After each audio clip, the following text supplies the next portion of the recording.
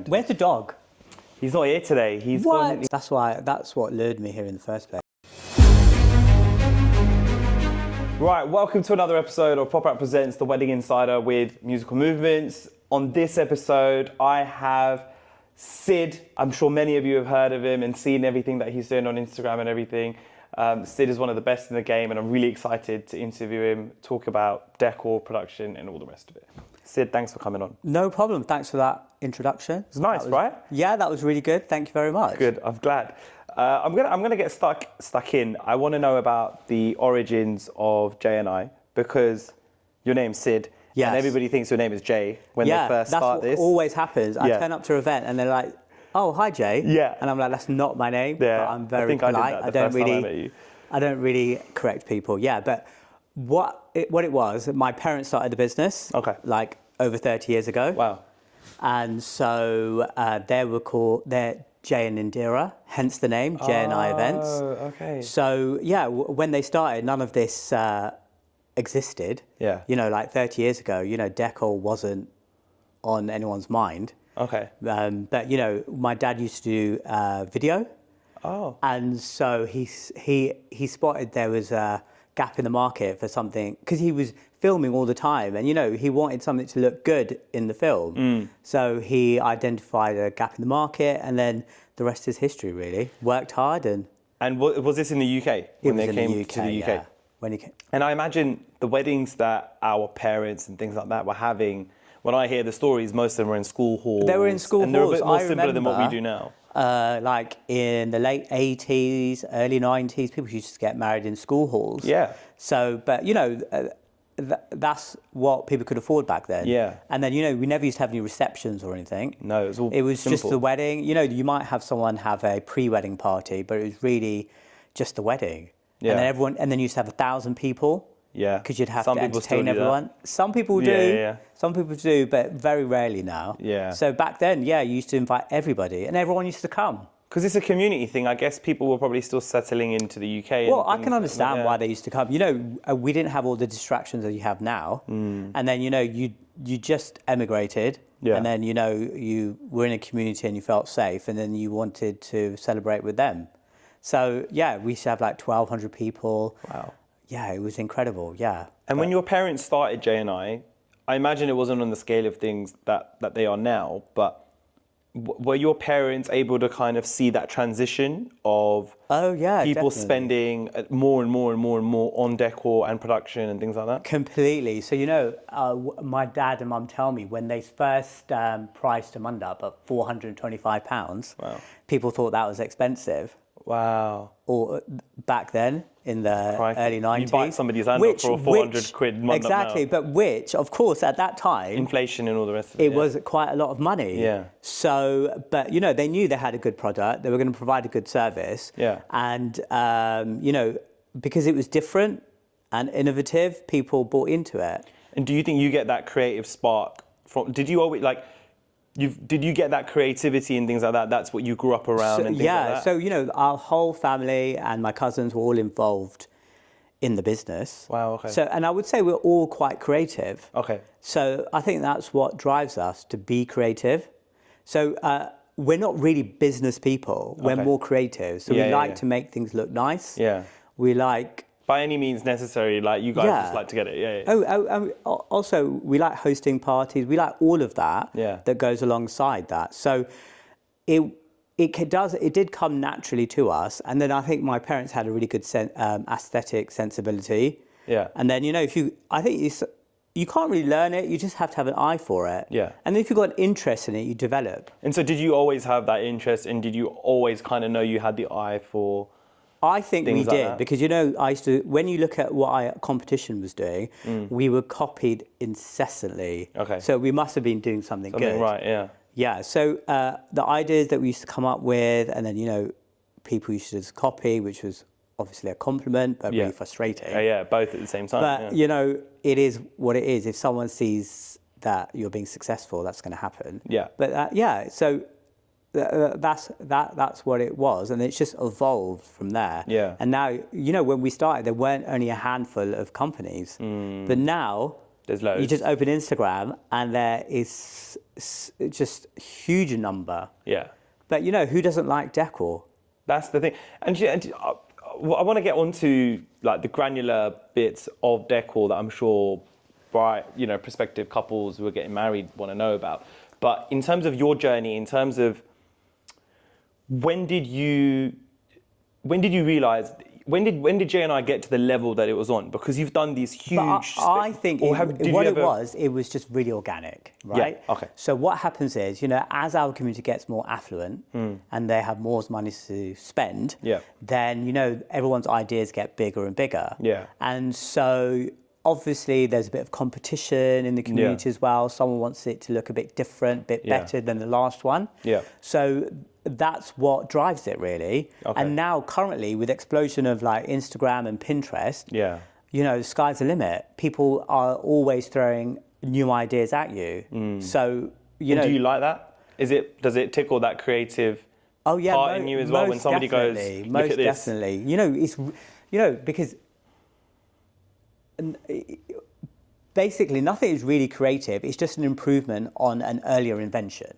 Right? So all of this inspiration, you take it in and then you have to think about how you're going to deliver it that looks different for your customer. Yeah. And also you might see on Instagram, but you have to remember these things might be from India. Right. What you can do in India with limitless labor and time is completely different to what you can achieve in the UK. Yeah. When you're going to book a hotel room and they're going to give you 3 hours to set up. Yeah. But your client wants you to achieve that scale. So with our experience, we can tell the bride and groom, right?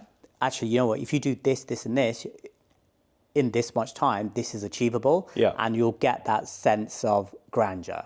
So that's using all of our experience. Yeah. So that's how it works. So I really like people offering their ideas and inspiration because we're trying to make everyone's wedding look individual. Yeah. At the moment, the market is converging and it is all looking very similar. Right. So I try to step out of that. Right. Because who wants to look like everyone else? Well, yeah, and I think it's interesting because there is a comparison. I think now, because the world is just so connected, there is a huge comparison between what we do here and what we can do in India. And it's like what you said, actually, I would say the biggest difference is the labor cost. I've gone to India weddings where the decor is unbelievable, but there's also a team of 50 exactly doing the turnaround, setting and everything that's up. reflected in the food as well. Yeah, the thing is, like, it's all to do with labor. Right. Like, in the UK, you want a massive buffet spread with all these items that you might see at an Indian wedding. Yeah. But in India, but it's just not achievable in the UK of course. for the money that you pay in India. So let's get to the cost aspect because the cost of decor has been the thing that I think surprises the most couples. Yeah. I think nobody, unless you've started doing an event, realizes how expensive but decor what it comes down to, like, if you run a business, you'd understand the core costs, But I understand, like, if you're on a fixed income salary and someone gives you a quote for £10,000, as a percentage of your whole wedding budget, that's huge. It's huge. It's huge. So I really understand that. But what it is, it's all labour and costing. If you have a warehouse... Right, okay. Even if you own that warehouse... Cost of operating that warehouse, it might cost you nearly £60,000 in rates. Yeah? Yeah. And then you have other costs like electricity, water, all of that. All the rest of it, All of that. So there are a lot of costs that we have to start with. So you're looking at 10,000 by quote and you're like, oh shit, that's so much. We're looking at the Why is it item. so much? So we might be going, we want pillows. Yeah. Right? And then on the quote, it might be X amount of pounds per pillow, gadla, whatever. Yeah. And I think... And then people automatically think, oh, I could just buy that from India. Right. But you could buy it from India, but then you also aren't storing it. Yeah. That's the thing. I've been to your warehouse and it's like you've got an abundance of things and stuff and all of this. And so that's what you're paying for. You're paying for that choice. Yeah. You're paying for that ability that we can just come and deliver it. It's all here. You don't have to go and do all the research. But yeah, and also labor is a lot. So if you're doing a job, I don't know, say you get, and imagine as a workforce, people nearly have to work 20 hours, yeah? Yeah. So what is someone willing to work per hour Yeah. for 20 hours? Exactly. Are you going to Yeah. go and work for 20 hours for £10 an hour? No, and it's a labor-intensive job. It's I've labor seen intensive. what the You're guys asking and girls us have to to do. Yeah. arrive there at 6 o'clock in the morning Right. and deliver it by 10 o'clock in the morning. Then possibly if you're having a ceremony, you want us to do a turnaround at 3 o'clock. Yeah, and get everything ready by Ready 6. by 6 Yeah. and then take it out at 1. Yeah. Okay, so then that's a lot of labor. Yeah. And so, you know, if there was 10 people and you only just gave them, say, £100, Yeah. that's for, which is very low. Yeah. That's only £1,000 of your Yeah. £10,000 budget. But what about everyone at the warehouse that's prepared your job, and everyone who has to take your job down when it comes to the warehouse and put it all away? Yeah. And I think this was one of the big ones. This is what I was kind of looking forward to in this conversation, because there's some creative stuff that I wanted to talk about. But actually, I know just firsthand with the age group that I'm in, with a lot of friends and Yeah. family getting married, that this is the biggest like hurdle for them to psychologically get over. Yeah. And I remember, Which was, as I said, and I think you really get it. appreciate Yeah, it. yeah. You know, like it's a huge amount of money that you're investing. Like I understand, like when people are getting married, then some of them might be looking to buy a house. Yeah. Right, so it all comes together. You're going to have a wedding, and Yeah. then you're going to move out together and set up your life. Yeah. So there is a lot of that conflict. So you know, and money matters in these things. Yeah, of course. So I completely get the whole scenario. Yeah, and I think it's more just, I think people will understand it better once these things are explained to them. I think Yeah. I think you look at it. One of the things I've realized meeting loads of different couples is you have blinkers on when it comes to your wedding. You can't see left or right. All you can see is this wedding that you're trying to do. Like, Yeah. and it almost makes you go a bit stir crazy. And then when people throw I didn't numbers say at that. you, I'm saying it. I've seen it firsthand. I mean, look, I've experienced it firsthand as well, right? And I think it's just one of those things. But I where I'm like, understand why that happens, Yeah. yeah? Yeah. Because you're in a bit of a bubble and it's a huge stress. Yeah. You are going to spend a huge amount of money and that plays on someone's mind, yeah? And you're like, am I making the right decision? Oh, then everyone has to think, everything has to be perfect. I'm getting my parents to spend this much money. Is it the right decision? Oh, then I should make sure all of these things happen. So I completely get it. Yeah. It is a huge stress. No, it is. I think, well, if you were going to give a bride and groom that you're meeting advice on, not on their overall wedding, how they can make the decor experience easier on themselves in terms of whether that's how they look at it. Not even in terms of, oh, spend more money. I don't even believe in if you spend more money, you're going to get better decor necessarily all the time. Yeah. I think there's a plateau at some Agreed. point. What advice would you give them when they're looking Well, at the thing it? is, you know, I would focus on the things that are going to be memorable for everyone. Yeah.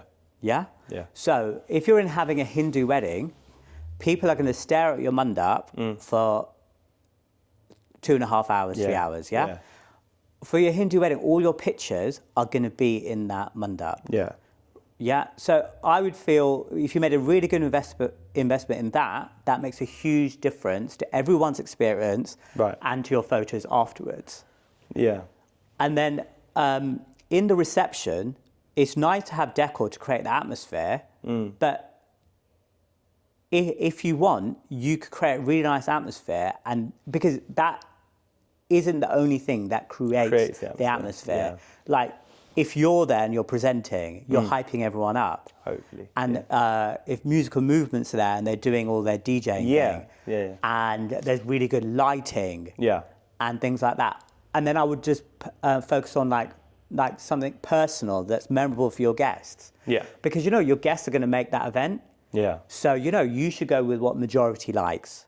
Yeah, I'm always a big believer in, like, I think good food, good alcohol if you're having alcohol, and a good DJ, right? Exactly. And you shouldn't base it on what your preference is at that party. No.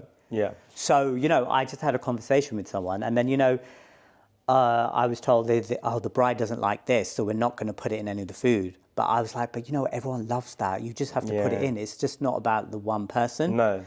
Because, you know, you want 90% of the guests to really have a good time and think, oh, that was amazing. Yeah. So you do have to think about, although it is your day, when it comes to the reception, you should think about the overall experience. I think it's also just like, it is about the bride and groom, but equally it's about how you hosting It is your friends you and hosting, family. exactly. That is what you're doing. You're bringing everybody in for dinner. Like, Yes. imagine that's what you're doing. You're inviting everybody around for dinner and you're going to feed them. Yeah. And you want to create an atmosphere and an environment for them where they have the max amount of fun to celebrate your thing. Yeah, you know what I mean? summarise it really well there. Yeah. That's what you should do for a reception. So, and then, you know, and so you invest in on those things. And, you know, when we do weddings, we tend to just repurpose all the decor that we have for the wedding into the reception. Oh, wow, Because okay. to make it cost effective. Okay, fine. You know, some people like to change it up completely, which we get happy to do as well.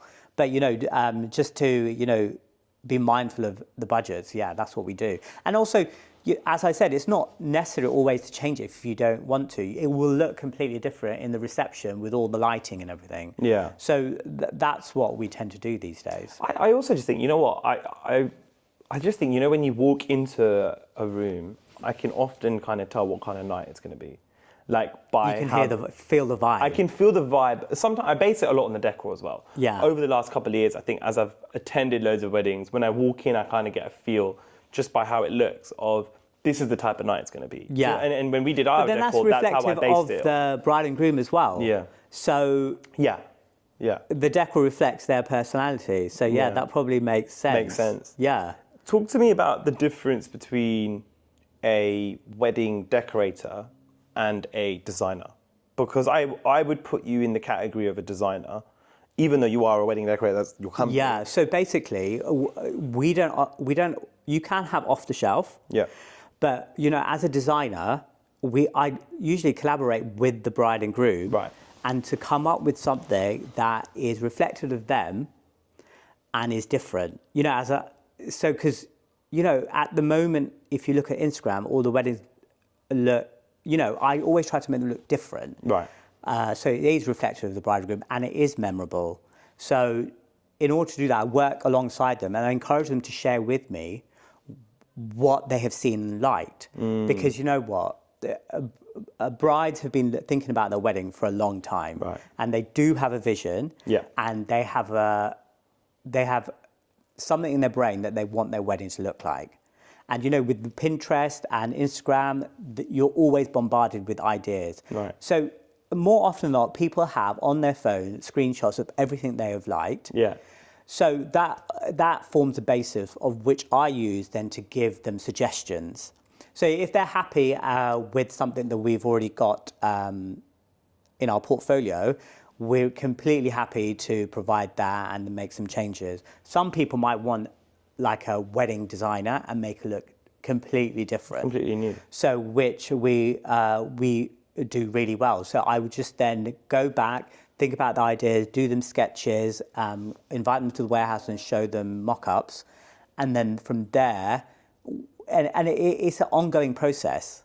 So, you know, they come to us and make some changes. And in the end, we come up with something that hopefully is special to them and is different.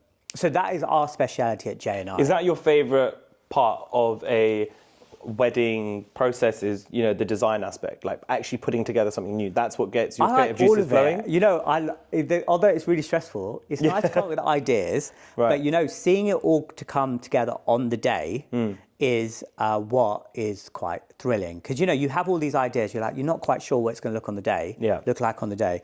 And then you see it come together and you just think, wow, we came up with that. Have you ever kind of had that experience when you walk in, you're like, I know this is what I designed, but I did not expect this? Yeah. Yeah. Most of the ones that are really, because, you know, we just do, because we're more bespoke, we do limited weddings anyway. Yeah. So everyone that we do is like quite wow factor. Yeah, so true. I am always looking forward to seeing what they look like. And and then, you know, then you deliver and you see it and you like, wow, we actually did that.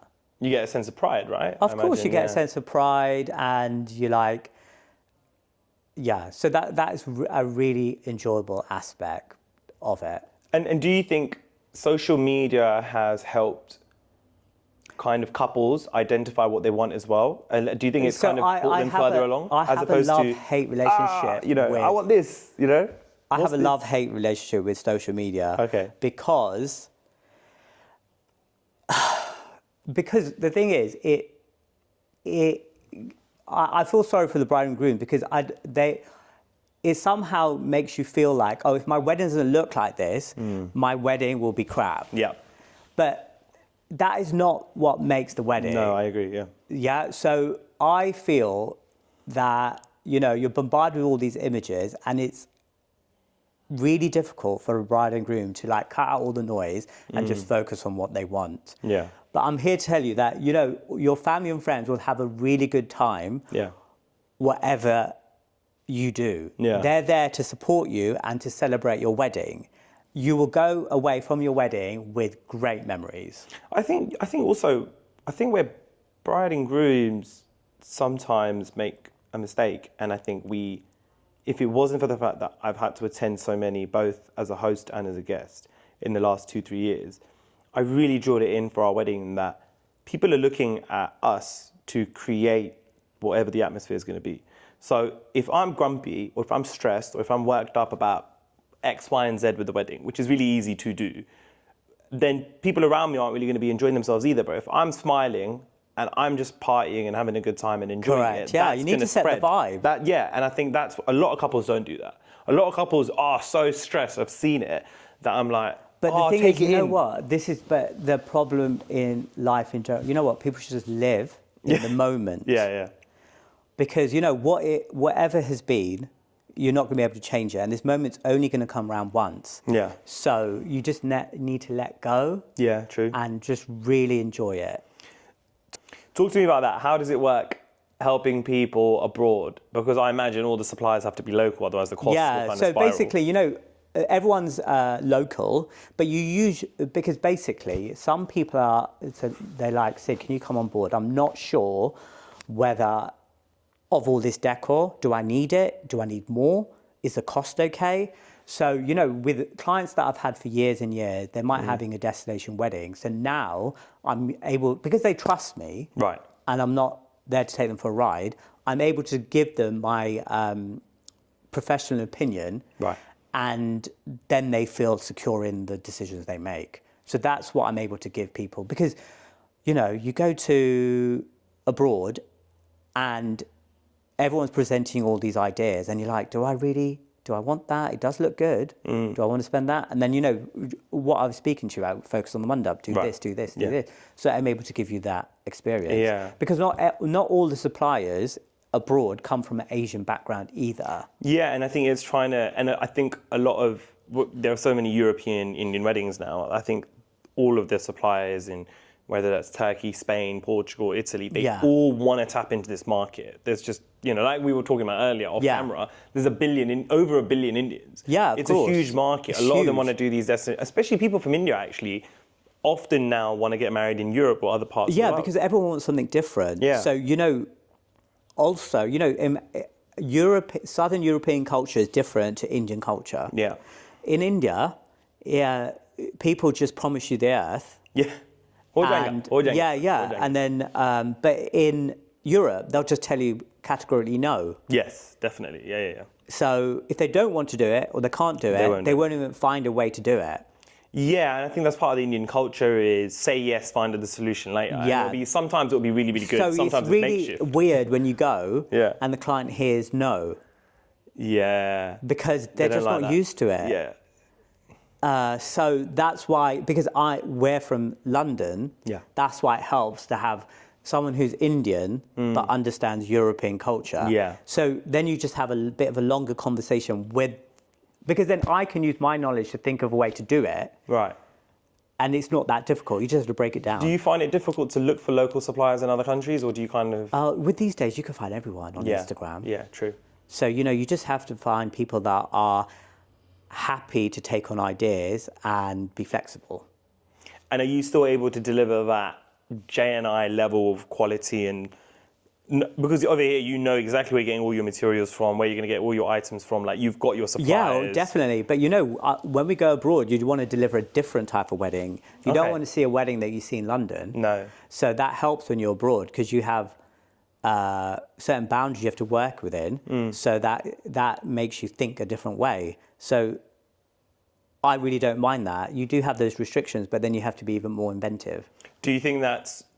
I'm not saying that you lost any passion, but I can imagine I'd been to some of the weddings and receptions that you'd done in the last few years, and I was like, wow. On a lot of them, I was like, this is incredible.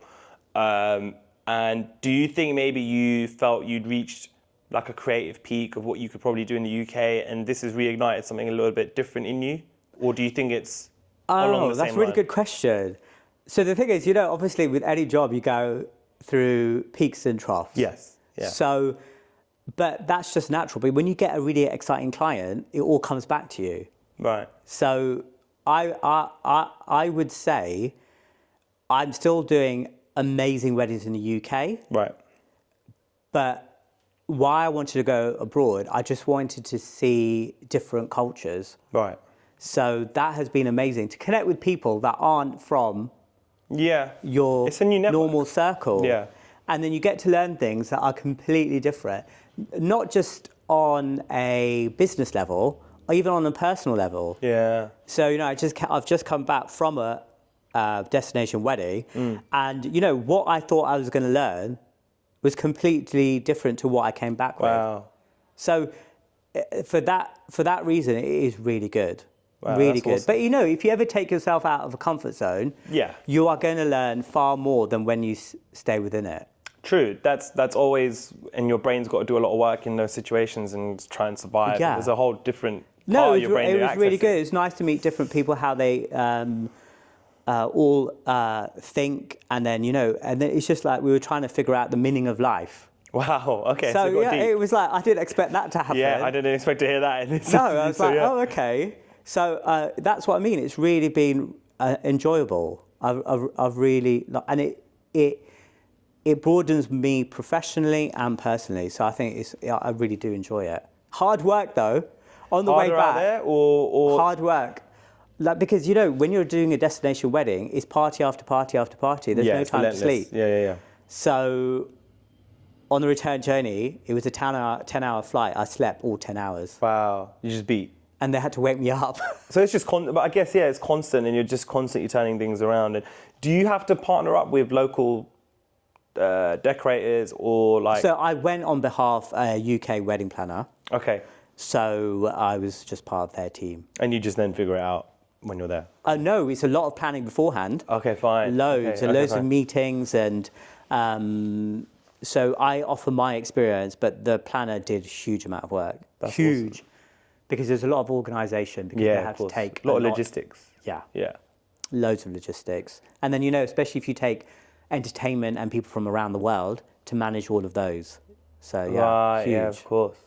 Do you find it difficult managing what couples want versus what their parents want? How do you find that whole thing because I think you're quite I'm good really at it. diplomatic. Yeah, I think you are really diplomatic. So yeah. From experience, and I'm able to, I think I am really good at that, because I can see it from both sides, and then because I'm an outsider, so it's easier for me to explain and to both parties and come to a compromise. Yeah, because that's my job. You did it wonderfully with me and my mum. I thought you were it was almost like you were the translator to what me and her were trying to get. And because in the end, we ended up with what we want a really good event. Yes. So you just have to find the common ground and bring it together. Yeah, which I think you did quite well. So that's what I do. But imagine I've got 30 years of seeing parents and kids. Yeah. And so I understand what they both want. And it is my job to give them both what they want. And I know how to do that. So I just use my experience to bring that to fruition. And to be honest, it is about diplomacy, because you know what? You have to. Because you are diplomatic. You have to be able to manage so many different personalities and so many expectations. Yeah. I know it's about the bride and groom, right? But your parents have thought about this day as much as you have. And they're footing the bill. they are footing the bill. So I'm they like, are they footing have the to bill, have and you know, their equal share of our what's going on. culture is such that you have to involve the whole family. Yeah. Yeah, it's not about the individual. You know, yeah, you're going to have your day, but you know, you should just involve everyone. You'll have a better time. Oh, I don't know. You know, sometimes too many cooks in the kitchen. You know. No, yeah, I would agree, but just the core people, yeah, because Yeah. you know, you can't have everyone's opinion.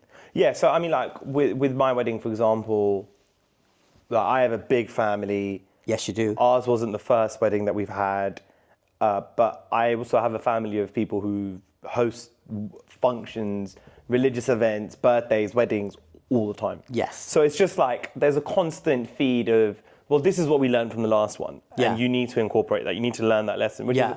which is always awesome. Exactly. Because it helps. But that's what helps. But then some people don't come with that experience. Yeah. So it's up to us to give you that knowledge. Know-how, yeah. So that's what I tend to do. If I feel something's not really going to work, I would just say it. Yeah, and also actually going back to the abroad point is, you know, when you're in a new country, you don't have relationships, you don't know these suppliers. Like all of my wedding Exactly. suppliers, I pretty much knew, so none of them are going to take me You for a don't ride. know them. But when and you're they don't abroad, know it's you. difficult. Yeah, it's difficult to have that trust, and you're giving them a lot of money and Yeah. a lot of faith. Yeah. So do you think having your expertise there, you can kind of spot things from a mile away almost? Have you found that? Exactly. And I'd say, you don't need to do that. Okay, Don't worry fine. about it. Yeah. Just don't do it. Okay, You can, fine. if you really want it, do it. Oh, that's not really going to work. Don't do it. Oh, really? Okay, Yeah. fine. So you found that. But yes, but you know, the thing is, you don't say no. You just explain why that wouldn't work, Okay. and then people can make their Make decision. their own decision. Yeah, Give them because the it's full- not fair on suppliers that aren't familiar with the culture of an Indian wedding. They're going to No. say yes to everything that you ask for. It's also really funny because, you know, when you go abroad and you're like, oh, I want to go have this abroad wedding, and you got to go speak to these hotels. They're like, okay, cool, talk to me about the ceremony. And when we did our wedding, we ended up picking a wedding that had done a Hindu ceremony, but one of the weddings, the hotels hadn't. And then you've got to kind of go sit there going, we're going to have about a 3-foot fire. Yeah, we're gonna and you be have to explain throwing- all those And they're like, details. fire? And yeah, they're like, you can actually just see their eyes go, what on earth are you talking about? No, I know. And you've got to try and explain to them, going, no, it's a really controlled fire. Yeah. Right? And then they're like, But that happens what in if this it gets country out of as control? well. It's like, I've never seen that happen before. No. Like, yeah. So, No. But the thing is, and also they're just a bit apprehensive because they're just not used to it. no. Once they've done it 5 times, they'll be like, oh, I understand now. Yeah, so our venue, they actually, and to be fair, we got married outside, but like generally, they were really chill about the fire. But then Yeah. there was another venue where they were like,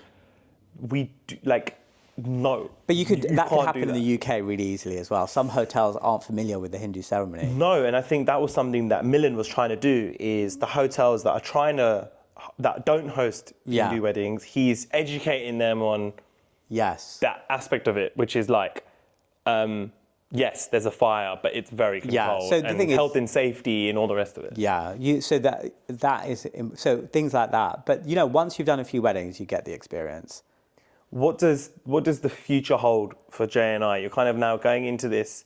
Oh, now you're asking me a question. I know, man. I know. Well, you're going into this abroad territory. Who forward plans that much in their life? So is it very much like this is now, like you've reached a point in your career, I guess, where you're like, this is what I want to do now, so this is what I'll do, and when I feel like doing that, that's what I'll do. Or is Yeah, it dictated no, by your clients? I like that. I like a lot of things. Like I didn't get an opportunity to travel. Okay. So on a personal level, it was nice that I was able to travel this year. Yeah. Could go and visit places that I haven't been able to. I have other like hobbies and things that I quite like that I haven't been able to do. I just transformed my garden. Yeah, I remember you telling me that you So like the that was garden. what I've been enjoying it now that it's May. Okay. So things like that, going off to explore the UK a bit Okay. in the summer. So just try, and then wherever life takes me is, I don't know for the moment, but yeah, professionally, I really like, really enjoy doing the weddings, Yeah. doing the bit of destination weddings, and having more of a broader life. Nice. So yeah, it's That's good. nice to hear, to be fair. No, of course. I mean, that's what everyone. You've earned it, I guess, at this point. You've done the hard hours. Yes, Anuj, I Yeah. have earned it. Hey, I'm with you, man. Don't worry. I'm with you. I'm with you. I definitely have, after all those years of Yeah. early mornings, late nights, and early mornings and late nights. So yeah, it's definitely. How do Western influences influence what you do creatively? do you take aspects of things that you're seeing in Britain? Do you take aspects of what you're seeing out in India, and things like that? Like, do you look at something like the Ambani wedding and go, love this or love that, or are you like, this is crazy? Like, what on earth?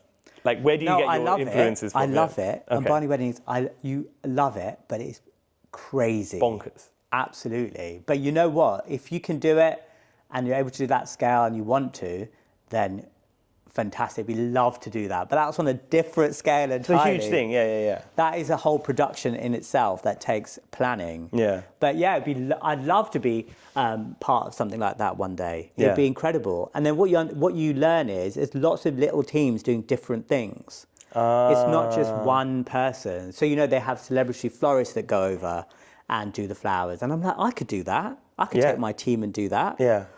Or, so it would be incredible to be part of one of those amazing weddings that's just on a different scale that don't always, you don't see that scale all the time.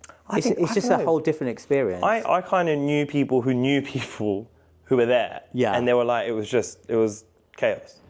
Oh, really? Yeah, it was just chaos. They were like, but almost like what it was on social media, but especially those earlier ones.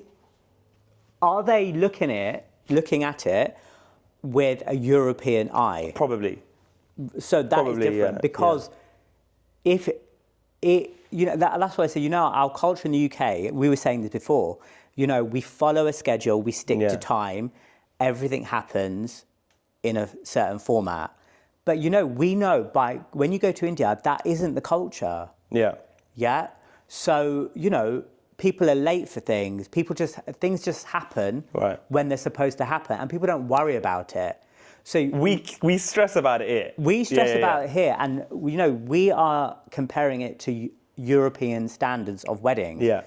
But it isn't a European wedding. No. And so you have to look at it through different eyes. Yeah. So that's what I've learned by doing destination weddings. It's for us to go and work within that culture, not to try and change them into how we do it in the UK. Yeah, I think you're right, and I think there's a beauty to how both exactly do it. I think you just have to go with the flow when you go to different places. I think in Europe, or especially in the UK, I think time is seen as a commodity. But it definitely is. And it is. The thing is, in the UK, you're paying per hour. Yeah. But say when the destination wedding I just did, the decorators had all day and night to set up. Oh, really? Yeah. And then you know what? They party until 5 o'clock in the morning. Wow. So, in the UK, you have a 1 o'clock finish. Yeah. So, that means you want your wedding to finish on time so you can have enough time to party. Yeah, of course. You don't have those limits in other areas of the world. I also think, like, in India, for example, you can just, like, even as something as simple as taking an item from your home to somebody else's home, there's like an Uber facility that will cost you like £1, where somebody can just go take something and go drop it off. Exactly. And so it's like, actually, they have a lot more time. They have a lot more time. And then the thing is, how we all want to get on the dance floor and have a good time because we're going to finish at 1 o'clock? Yeah. They don't have that. No. So basically, that they have that in their mind. So you know what? They're all very relaxed about it. Yeah. They'll take their time about eating. Yeah, and there'll be a massive buffet. It's not like table service in the UK. And once your meal's off, No. that's it. You can't eat again. Yeah. In India and other places in the world, you go, you eat when you want. You go and dance when you want. You go and have a drink when you want. It's a little bit more free-flowing, I think. It's a bit more free-flowing. So Which I like the idea of it, but some of that actually gives you a bit of anxiety, I guess. So it's like, I don't know. Because, it's not what we're used to. It's not what you're used to. No. But it's not that it's wrong. It's just different. Yeah. No, it's not wrong. I agree with you. It is just different. And I think there's beauty to how everybody decides so you know to that, but so they might look chaotic in India to our eyes. Yeah. But over there, it's the norm. Over there, it's, this is brilliant. Yeah. This is how. But look, if you go and drive on an Indian road, that's what it is. It is chaos. It's chaos. I agree, and it's just, I think it's the hustle and bustle of It's the hustle and bustle and the beauty of our Indian culture in India. We had. You can't go to any other country in the world and experience that. No. I often say to people as well, but like deviating, but I often say to people who are going to India who've not been before, I'm like, embrace it. Don't question it. Like, if you can get stuck in and you can just go with the flow of what that all is, Yeah. you will enjoy it. I completely Yeah. agree. India, when you get there, is an assault on the senses. Yeah, Smell, color, yeah. temperature, people. Everything. But It is an overload. Yeah. it is a complete overload if you've never been. But it's such a rich culture, and you will never experience anything. No, I agree. Like it in. And I think look, there's like going on the wedding side. Like I've been to weddings in India, and I love the chaos. I'm like, this is great. I'm enjoying it because I'm quite chaotic when I go to other people's events. I've had a bit to drink. I Yeah, hop around. You can have such a good time. And when they because were coming- basically, they do say guest is God in India. So it's about the guest having The best time. time. Well, we had some really close family friends come to our wedding. And I remember we were in India doing some wedding shopping, and they were like, "Oh no, you should do this, you should do this, you should do this." They were coming out with these awesome suggestions that they had at their wedding. And I was like, "We're going for a different vibe," and they were like, they kind of looked at me like, "That doesn't sound right." And actually, when they came, they were like, "We've never relaxed so much." at Oh, a wedding." really? They're like, "We've." Usually it's event after Yeah, event they were after like, event. "Actually, we got to chill." Yeah. And I was like, "Yeah, that was the vibe." Yeah. And they actually went around and went, "Oh, actually, I get why you would do that. Like, I see the beauty in that as well, but you got to Yeah, just so it's embrace nice it." to incorporate those things. Yeah. If people want it, it is completely different. If you were going to give a couple one piece of advice, Yeah. what would it be? Oh, don't sweat the small stuff. Yeah? Just focus on the bigger picture. Really focus on having a really good time. If you don't have a photo booth, it won't mess up your wedding. If you don't have a little stall selling bangles, it's not going to be then. Photo booths have become such a weird thing that I think every couple stresses about. But the thing because is, every couple thinks about having a photo booth, and then it's expensive, and they're like, "Oh, but it's been done," and then you still kind of want to go do it. Because but it doesn't the make thing sense. is, what you're trying to do with all these things, subconsciously, you just want to make sure your guests have the best time. Yeah. And you're like, I'll tell you, they're going to have the best time. Anyway, yeah. That if you're amongst your friends and family, taking pictures on your phone, all partying together, having a drink, you'll have the best time. Yeah. They're all there to celebrate your wedding and want you to have a good time. So just Buy into that a little buy bit. into that, yeah. You don't need to have all these things to Have a good time. have a good wedding. time. Yeah, you don't. And this question I You do asked, need a J&I mandap, though. You do or need a J&I decoration. mandap, Yeah, otherwise you there's do. no point. Yeah. Otherwise, you definitely won't have a good time. My last question that I ask every person I'm interviewing on it is, Yeah. what is your favorite thing about working in the wedding industry? So, I won't cry, but yeah, really, when you see the expressions on people's faces, Yeah. it does make it worthwhile. Really? Yeah. Especially when you see their parents. Yeah. Because I think for parents, it's like a fruition of their hard work almost that they're seeing as well. You do So, see it. So yeah. I can think back, yeah. That's It is your really favourite nice to thing. see. That's awesome. So you see their expressions, and some people cry, some people are happy, but when they see their daughter walk down the aisle, it is a special moment for them. Right. And even for the grooms, Yeah. even for their parents to see their son walking down the aisle is really special. It's a big moment. So those moments really hit hard. Wow. Well, hit hard, like make it for me. That's I mean, I like that a lot. And even at the end of the wedding, we don't have a vidai anymore, really. No. But because of our culture, you still feel it. Yeah. You do. I think even if you're having it or not, no matter how modern things they do, get. they yeah. do. So that brings a lump to my throat sometimes. But it's really lovely to see because you can see how much love is in the room. But I didn't know we were going to have an emotional end to the interview. I'm quite glad that we did. But I guess I'm going to ask one more question, actually. If there was one thing you could demystify about wedding decor, what would it be? And we've probably covered it in the midst of the interview, but... So we're not just I don't make suggestions unnecessarily. Okay. So, and I have got your back.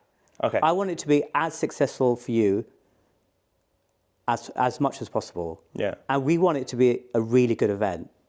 So, and then, when I say it's not necessary, I really do mean it. Okay.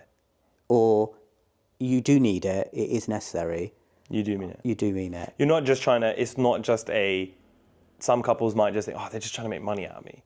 You know, it's not that. It is like, I know, I've been there, done it, been around the block. Yes, I know what you need and I know what you don't. And there was a lot of things we actually wanted at our wedding, at our Sanji, that you did. And you were like, Anuj, I'm telling you, like, if you want it, go for it, pal. But Yeah. I take my word for it, it won't make a difference. No, it won't. I And you were always right. say to people, go for things that are going to be noticeable and make a big difference. Like if you can have 500 people at your event, not every small detail will be Noticeable and you anyway. haven't got time. No. People haven't got the time to experience the whole thing. So, yeah, just go with what I say. Listen to me. Love that. All right. Well, look, thank you, Sid, for your time. No problem. Really enjoyed it. No, I had a really good time, and I think I learned a lot as well. And I hope everybody Good. watching at home. I was so nervous. No, I was mate. like, I've never had to natural. do this. Come on.